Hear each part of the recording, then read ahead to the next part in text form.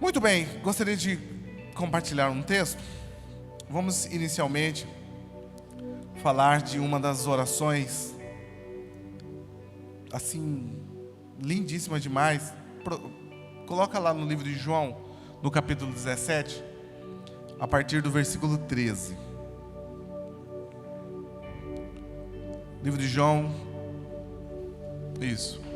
Nós vamos ler até o 22, se não me engano. Vai dizer assim: agora vou para a tua presença enquanto ainda estou no mundo. Digo essas coisas para que eles tenham minha plena alegria em si mesmo. Eu lhe dei tua palavra, e o mundo os odeia, porque eles não são do mundo, como eu também não sou. Não peço para que tires do mundo, mas que os protejas do maligno. Volta um pouquinho ali. Olha que interessante, amados. E essa é uma palavra para você que está aqui nessa noite. Deus não pretende te levar agora, amém? Deus não pretende tirar você do mundo. Pastor, se eu pudesse, eu apertava um botão e sumia. Deus, me leva. Não peço que tires do mundo, essa é a oração de Jesus, mas que os proteja do maligno. Então Deus não vai te tirar quando a coisa apertar, amém, irmãos? Mas Ele vai te proteger do maligno, amém? Essa é a oração de Jesus. Segue. Eles são deste mundo, como eu também não sou. Eles não são deste mundo, como eu também não sou. Consagra-os na verdade, que é a tua palavra. Assim como tu me enviaste ao mundo, eu os envio ao mundo. Eu me entrego como sacrifício santo por eles, para que sejam consagrados na verdade. Não te peço apenas por estes discípulos, mas também por todos que creram em mim por meio da mensagem deles. Minha oração é que todos eles sejam um, como nós somos um. Como tu estás em mim, Pai, e eu estou em ti, que eles estejam em nós, para que o mundo creia que tu me enviaste. Eu dei a eles a glória que tu me deste, para que sejam um, como nós somos um. Amém? Muito bem. Amados, esse texto aí, Deus está falando sobre unidade. E essa semana nós oramos, tivemos a semana de oração, oramos por unidade, para que uma unção da parte do Senhor consuma a nossa igreja de unidade. E a unidade, diferente de união, pastor, mas o senhor já falou sobre isso, parece que um dia desse o senhor estava falando, e eu sinto de Deus a gente falar um pouco mais sobre isso, porque Deus, Ele manda a palavra conforme a nossa necessidade, amém, irmãos? Então Ele está falando comigo, Ele está falando conosco, Ele vai falar em todas as áreas da nossa vida, em nome de Jesus, amém? Muito bem, então, a unidade, diferente de união, você é uma junção, né? Você pode, por exemplo, fazer um ajuntamento de pessoas, mas naquelas milhares de pessoas ali, às vezes juntas ali, às vezes não tem unidade. Ter divisão de propósito. Por exemplo, quando se reúne, por exemplo, basicamente eu ia repetir isso que eu acabei de dizer. Quando a gente se reúne, às vezes um grande ajuntamento, muitas pessoas acham que, nossa, olha ali, ou vê um casal, por exemplo, estão juntos, né? Olha que unidade. Mas às vezes, dentro do coração ou na mente, há uma divisão, há uma separação. Na verdade, a unidade está longe dali. E é interessante que a gente vê, por exemplo, numa guerra, e a gente estava falando da guerra da Ucrânia agora, e na guerra da Ucrânia, se você observar algumas cenas, e você coloca no YouTube lá, a guerra da Ucrânia e tal, e você vai observar alguns embates, e um deles, uma das cenas que eu observei, é fácil você ver também, é que, por exemplo, tinha um comboio lá, e a Rússia está sofrendo grandes baixas. Alguns já estão dizendo assim, em termos de proporção, que a Rússia está perdendo a guerra, em termos de proporções, porque na ideia da Rússia era eliminar a Ucrânia em questão de semana, mas já está indo para o 3º mês a guerra, e está tendo muita baixa da Rússia. Por quê? Porque a Rússia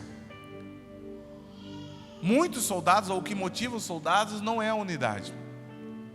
Às vezes eles estão querendo só sobreviver, são obrigados, há relatos de que alguns estão sendo obrigados a ir e tal. Mas na Ucrânia o sentimento é diferente. Há um espírito de unidade. Desde do jovem até o mais velho querem defender a sua pátria. E aí uma das cenas que você vai observar é que, por exemplo, você vai ver um comboio de tanques russos indo. E aí os ucranianos, nessa cena lá, dá para ver que eles fazem umas montagens para mostrar a cena, que os ucranianos, alguns estavam com aqueles canhões de ombro, balístico, lá que são antitanques, ou seja, ele tem poder para explodir um tanque. E aí eles estavam nas trincheiras, que são buracos, né, em volta, escondido, e o comboio ia passando. Facilmente você encontra lá no YouTube isso. E você vai ver na imagem, assim que um desses soldados lá vai, atinge um tanque no meio. No meio do comboio, imagina aí, 10, e lá no meio, no quinto, né, ele vai lá no meio e atinge um. Quando atinge um, a cena mostra eles abrindo e dispersando, uns voltando, um indo para os lados. A pior erro de uma guerra, porque aí eles se separam e eles estão acuados, assustados, porque eles não sabem de onde está vindo o tiro, o que atingiu, se é ataque aéreo, se é o que é. E aí o que acontece? Eles dispersam e aí eles ficam mais vulneráveis ainda. Aí o ataque vem com força e atinge cada vez mais, e eles são destruídos cada vez mais. Então a perca está sendo muito grande. Por quê? Por falta, naquele momento, ali há uma divisão, há uma separação. Há uma separação. E aí eles são facilmente atingidos. Pastor, o que o senhor está falando? Satanás, ele usa da mesma estratégia.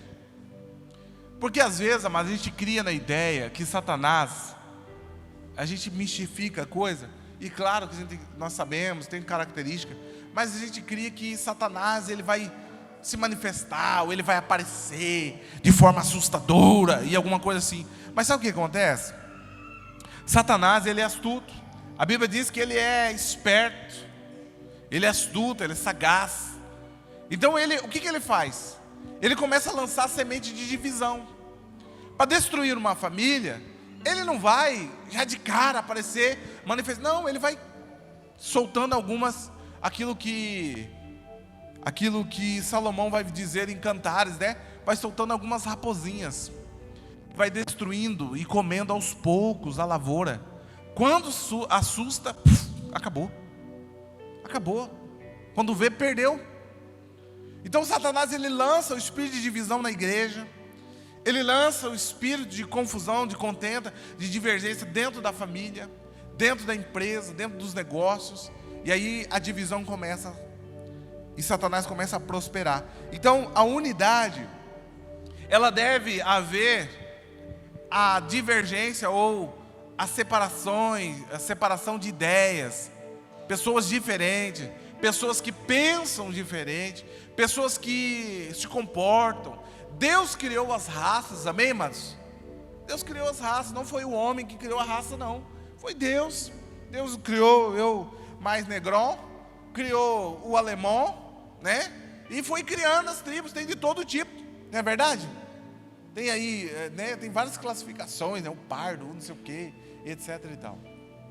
Foi Deus que criou isso. Agora, Deus não criou a separação. Então eu posso ser diferente? Posso. Mas eu preciso estar no mesmo propósito. No mesmo propósito.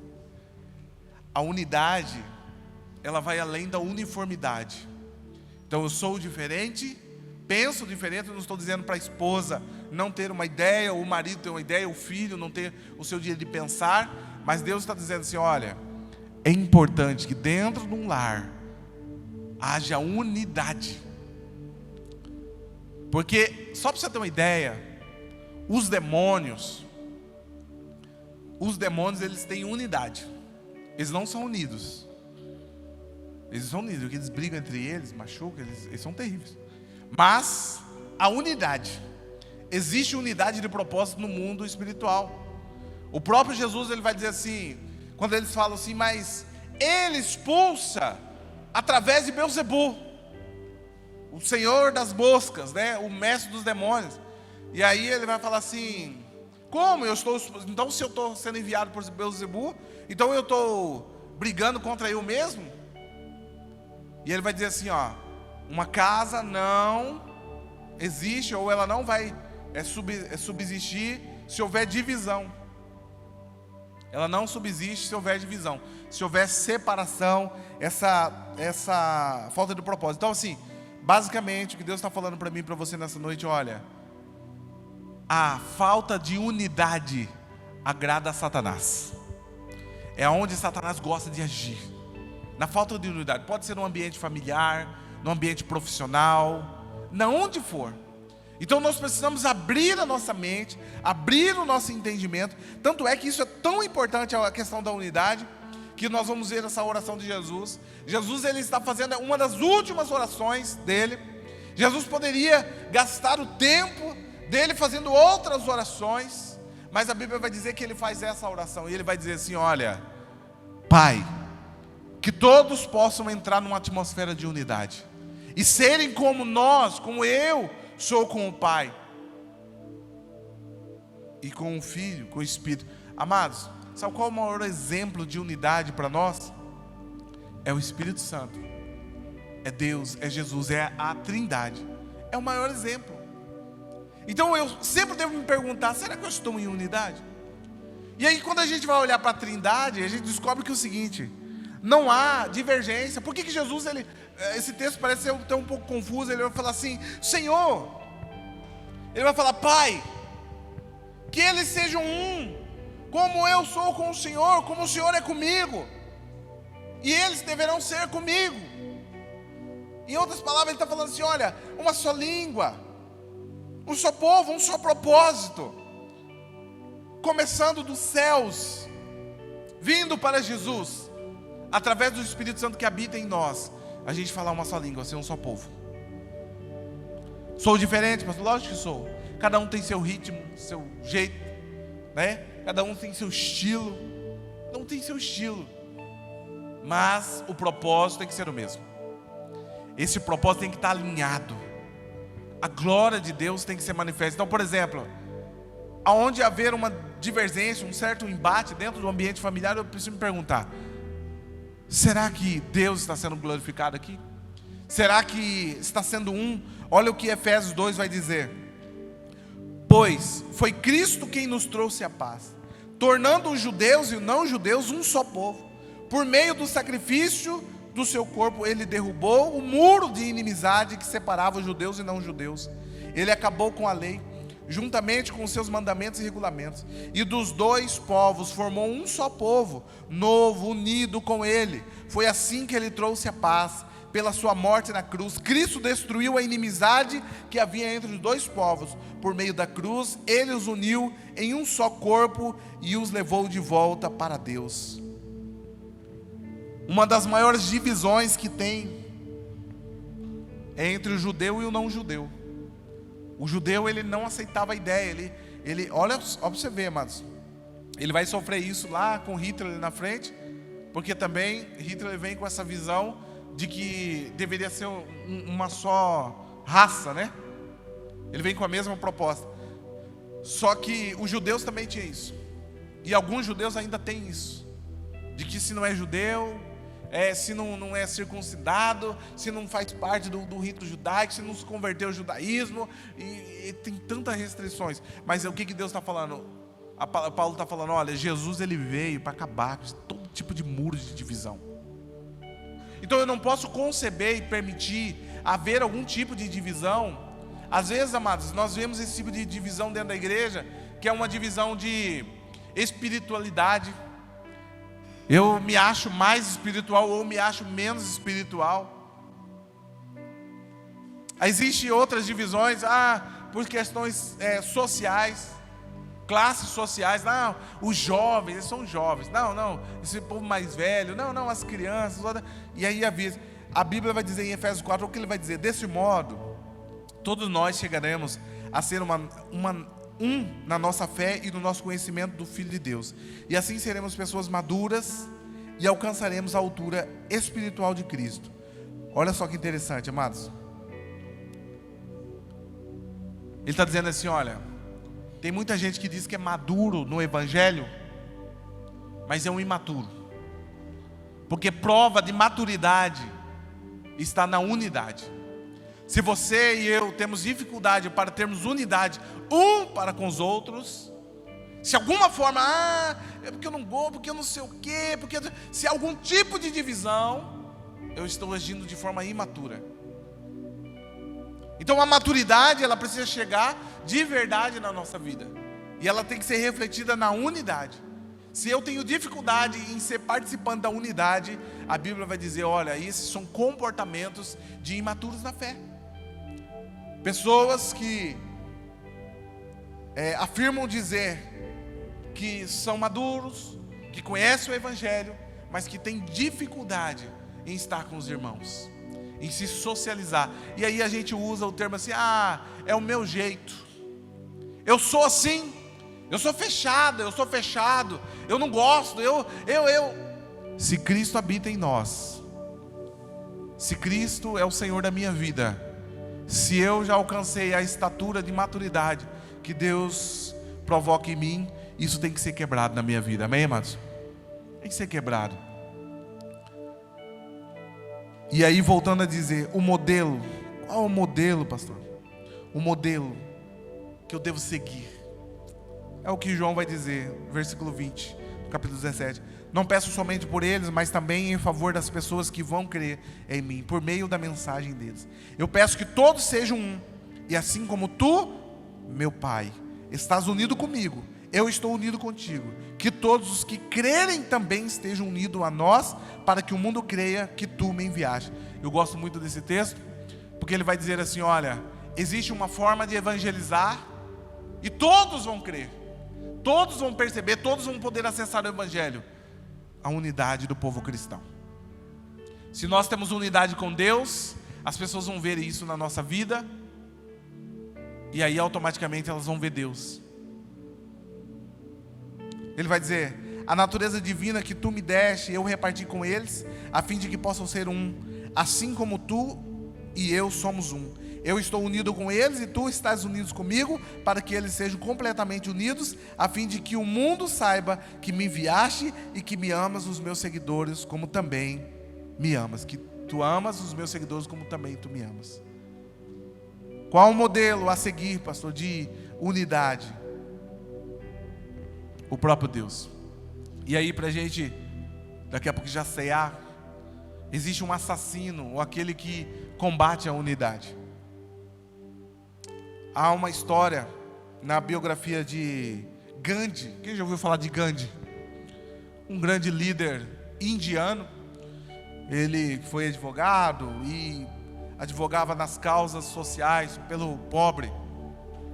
E era alguém que fazia sempre o bem. É uma referência, tanto é que ele é endeusado lá na Índia, né? Ele é considerado um deus. Agora olha só, mas ele sendo essa grande pessoa de influência, que tinha milhares de pessoas sobre ele, teve um período na Índia que era dividido por castas. O que é casta, né? Aquilo que Jesus vai falar, existe castas de demônios que só saem com jejum e oração. Existe classes de demônios que só saem com jejum e oração. Não adianta eu expulsar, gritar mais alto, né? Querer entrevistar o demônio, não adianta, ele não vai sair. Existem demônios que só saem com jejum e oração, amém, irmãos? Tem coisas na nossa vida que nós só seremos libertos através do jejum e oração. Pastor, já orei, já oraram por mim, eu estou com esse problema.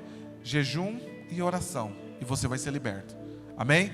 Ou você poderá ajudar alguém nesse processo. Mas aí a história vai dizer que havia então nesse período que na Índia era dividido por casta. Ainda existe, mas não é fator primordial lá. E essas castas eram classes sociais também. Foi dividido e Gandhi, ele tinha ouvido falar de Jesus, os ensinamentos de Jesus. Ele era um admirador de Jesus, Os grandes líderes, por exemplo, Buda era um admirador de Jesus. Sempre eles têm um bom comentário acerca de Jesus, porque sempre viu Jesus. Jesus é exemplo para todo mundo, amém, irmãos? Mas nem todos reconheceram que Jesus era Deus e o único a ser adorado. E Gandhi, ele ouve falar de Jesus. Nossa, Jesus, quero saber mais sobre Jesus. E a história diz que ele ficou sabendo que tinha um povo, uma casta, né, ou uma classe de pessoas lá que fazia parte daquela, digamos assim, tribo, que eles tinham culto a Jesus. E ele foi lá saber mais sobre Jesus, porque ele queria conhecer. Ele já tinha ouvido falar muito de Jesus e ele queria conhecer. Só que a história diz que ele foi lá, quando ele chegou na porta da igreja, as pessoas daquela casa falaram assim: olha, você não pode entrar aqui. Por quê? Porque você faz parte de outra classe, você faz parte de outra casta. E a história diz que ele voltou e ele não pôde conhecer mais sobre Jesus. Com essa história, a gente tem que refletir o seguinte: essas separações e divisões que o homem cria impede muitas vezes as pessoas acessarem Cristo. Existem igrejas que são verdadeiros clubes fechados. E às vezes a igreja, e isso é para mim e para você, nós somos verdadeiros clubes fechados. Temos dificuldades em integrar pessoas. Não, você ainda não alcançou o nível espiritual, então eu não vou desenvolver uma conversa com você. E a gente fica classificando pessoas muitas vezes. E isso tem acabado com as igrejas. Tem arrebentado, sabe, amados? Hoje, por exemplo, veio alguns irmãos de manhã, né, cultuaram conosco, ceiamos aqui. E agora, hoje aqui tem um outro povo aqui, ó. Quem que veio de manhã aqui? Eu acho que se tiver alguém aqui. 1, 2, 3, 4, 5. 5 pessoas só. 6, né? Eu também estava. E hoje à noite tem outras pessoas. Isso não faz da igreja separada. Por quê? Porque o propósito é o mesmo: glorificar Jesus. Então não significa que o fato de, às vezes, a gente, quem é do Ministério Infantil, às vezes, né, não participa daquilo, isso não faz a separação. É funções diferentes dentro do reino. O que não pode haver é o quê? Essa divisão de querer impedir as pessoas de romperem porque ela não faz, ou porque não é velho de igreja, porque isso e aquilo. E tem tanta justificativa que tem dividido a igreja, o povo de Deus. E é onde Satanás tem prosperado. Tem prosperado. Então eu preciso entender o seguinte, amados. A Bíblia vai dizer no livro de Tiago, de algo que acontece dentro da igreja. Tiago capítulo 2 vai dizer assim, ó: meus irmãos, vocês creem no nosso glorioso Senhor, vocês que creem no nosso Senhor Jesus Cristo, nunca tratem as pessoas de modo diferente por causa da aparência delas. Por exemplo, entra na reunião de vocês um homem com anéis de ouro e bem vestido, e entra também outro, pobre e vestido roupas velhas. Digamos que vocês tratam melhor o que está bem vestido e dizem: este é o melhor lugar, sente aqui. Mas dizem ao pobre: fique de pé, ou sente aí no chão, perto dos meus pés. Nesse caso, vocês estão fazendo diferença entre vocês mesmos e estão se baseando em maus motivos para julgar o valor dos outros. Escutem, meus queridos irmãos, Deus escolheu os pobres deste mundo para serem ricos na fé e para possuírem o reino de Deus, que Ele prometeu aos que amam. No entanto, vocês desprezam os pobres. Por acaso não são os ricos que exploram vocês e o arrastam para ser julgados nos tribunais? São eles que falam mal do bom nome que Deus deu a vocês. Se vocês obedecerem à lei do reino, estarão fazendo o que devem, pois nas escrituras sagradas está escrito: ame os outros como você ama a você mesmo. Mas se vocês tratam as pessoas de aparência, pela aparência, estão pecando e a lei os condena como culpados. Está falando aqui para mim e para você: olha, está na hora de parar de fazer classificação. Porque a divisão, Deus não está no negócio. Lembra da guerra? Dispersou, virou alvo fácil. Alvo fácil. Juntos, unidos. Casais aqui nessa noite, você e a sua esposa, unidos, são mais fortes. Filhos, Vocês com os seus pais são mais fortes. Família, igreja, nós juntos, não é separado, não é da individualidade, não é cada um puxando do lado. E às vezes nós citamos aqui classificações por questões de aparência, mas existem vários tipos de classificação que às vezes no nosso coração a gente coloca. E a gente começa a viver isso. Famílias inteiras têm sido destruídas porque começa essa separação. A Bíblia vai dizer no livro de João, capítulo 4, vai dizer assim: e o amor é isto, não fomos nós que amamos a Deus, mas foi Ele que nos amou e mandou o seu Filho para que, por meio dele, os nossos pecados fossem perdoados. Amigos, se foi assim que Deus nos amou, então nós devemos nos amar uns aos outros. O exemplo começou com Jesus. Eu preciso rever se eu tenho deixado de participar de alguma atividade porque porque lá vai estar aquele irmão, vai estar aquela irmã, vai estar aquela casta, né? Aquela classe de pessoas. Quantas vezes eu fui excluído na caminhada da vida de lugares, e às vezes as pessoas chegaram para mim e falaram: puxa, eu sempre achei que você era isso, que era aquilo. Tinha uma pessoa que falava assim: eu sempre achei que você era metido e que você não se misturava. Você não se misturava. Na época eu trabalhava na TV, e às vezes eu sempre gostei de visitar as famílias e tal. E aí às vezes eu ia lá, o cara me encontrava e falava assim: Ronaldo, você vai lá na minha casa? Vai lá que eu vou fazer um café para você. Eu falei: você vai mesmo? Eu vou. Eu ia lá, tomava um café, conversava um pouco, às vezes. E as pessoas começam a fazer isso. E às vezes no mundo há essa classificação, mas às vezes a gente vem para a igreja para buscar um ambiente diferente, né? Fala: não, ali os irmãos, glória a Deus. E às vezes começa a ver essa classificação. Agora o problema é quando a gente faz isso no seguinte sentido: eu não vou lá não. Eu não oro tanto, então elas já oram, então eu não vou participar. Eu não vou. E aí a gente começa a se excluir do reino. A gente começa a entrar numa atmosfera de desobediência. E a gente fala assim: porque eu te amo, porque eu te amo, Deus. Faz aquelas declarações lindas, né? Emocionais. Aí Deus está falando assim: você me ama? Então apacenta minhas ovelhas. Você me ama? Então se envolva no reino. Você me ama? Tem gente que fala assim: eu não vou passar linha. Por quê? Porque as crianças são terríveis. E às vezes tem uma renca de filho terrível. Os outros é obrigado a cuidar dos nossos filhos. Por que eu e a pastora, nós servimos lá? Não só pela necessidade, mas também porque nós entendemos que eu não estou numa posição melhor. Eu sou como todos os irmãos aqui. Estamos juntos num só propósito, amém, irmãos? Há uma necessidade e a gente vai se ajudando. E nós vamos rompendo, não há classificação.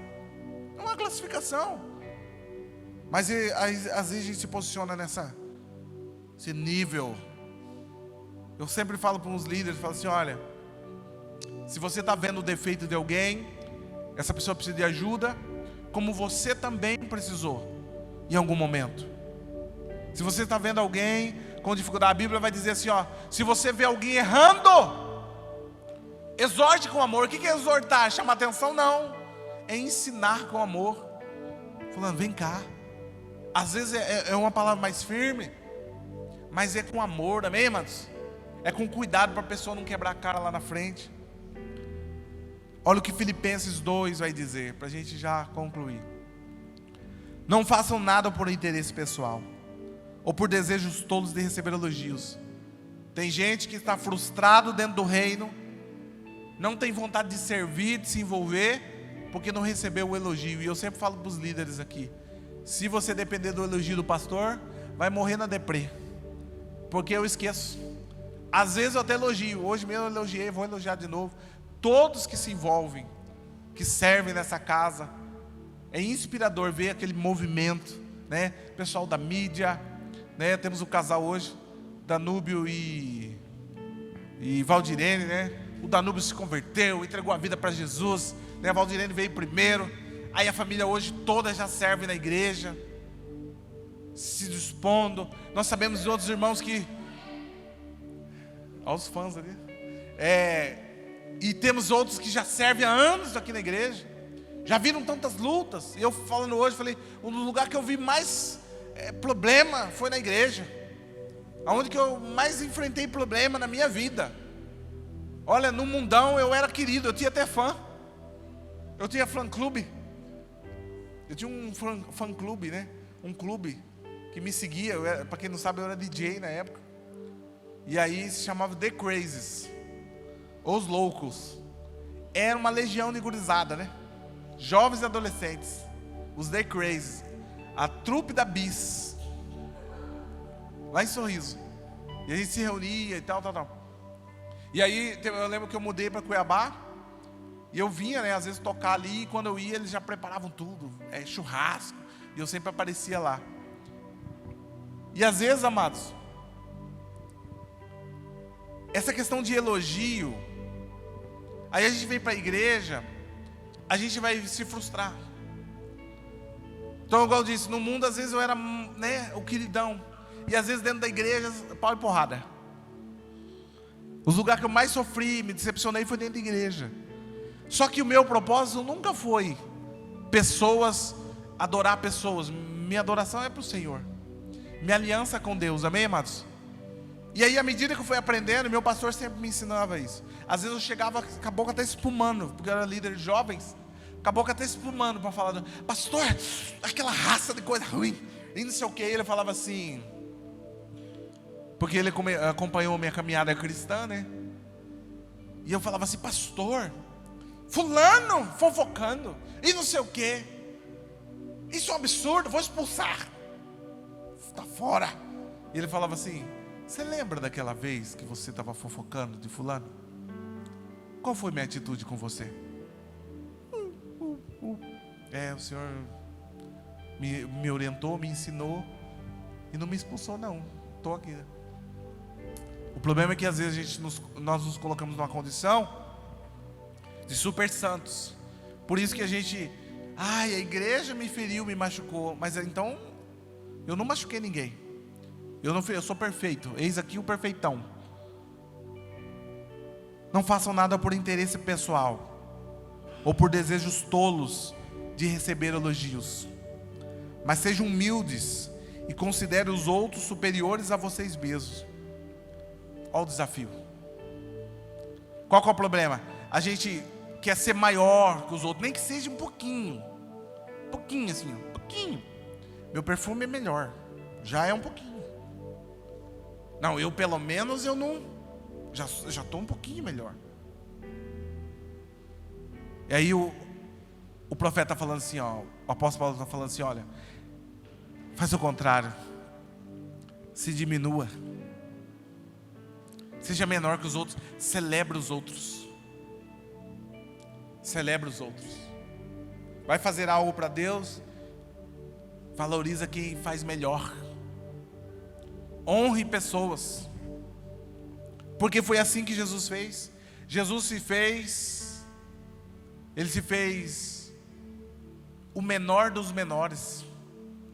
Ele se humilhou na cruz. A morte de cruz era a morte mais humilhante que tinha. Se humilhou por amor a nós. E agora nós somos uns soberbos. A humildade passa longe. E nós consideramos todo mundo inferior. Às vezes nem que seja um pouquinho, mas todo mundo é inferior. Amados, eu sou pastor aqui, ninguém é menor que eu. A Bíblia vai dizer assim, não se considere também, não entra no espírito de, de coitadinho também, né? Eu não sou ninguém, Deus, tadinho de mim, Deus, não. Também não precisa forçar a barra, né? O que Romanos vai dizer no capítulo 12? Ele vai falar assim, não se ache elevado demais acerca de si mesmo, e nem menos demais. Esteja no equilíbrio, somos iguais, estamos no mesmo barco. Amém? Considerem os outros superiores a vocês mesmos, que ninguém procure somente os seus próprios interesses, mas também os dos outros. Olha só, ele não está dizendo assim que você só tem que procurar os outros. Já viu aquela frase assim, mas então eu não tenho que viver. E eu conheço pessoas que realmente elas não vivem para si, elas só vivem para os outros. São escravas dos outros às vezes. E não é isso. Ele está dizendo assim, olha, não considere só os seus próprios interesses, mas os dos outros também. Ou seja, eu vou fazer algo, eu não vou pensar só em mim. Peraí, mas e fulano? Esse negócio do filho que eu falei, né? É um exemplo. É um exemplo. Às vezes eu gostaria, e às vezes a gente vai encontrar isso. Eu não estou falando só de Juara. Em qualquer igreja você vai encontrar pessoas às vezes bravas. Por que não tem salinha? É um absurdo. Essa igreja não está com nada. Aí ele está lá, tem os filhos. Aí pergunta essa pessoa se ela se dispôs um dia, servir um dia na salinha, nem que seja para auxiliar, só para estar lá, reforçando. Só vê o seu próprio interesse, não vê o interesse do próximo. Então Deus já está falando comigo e com você, olha o interesse dos outros também. Amém, irmãos? Gostaria que você ficasse em pé.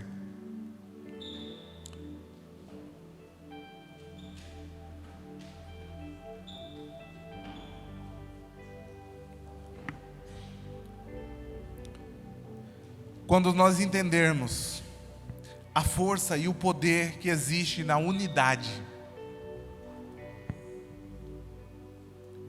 uma coisa que o Espírito Santo falou bem forte no meu coração, hoje em especial,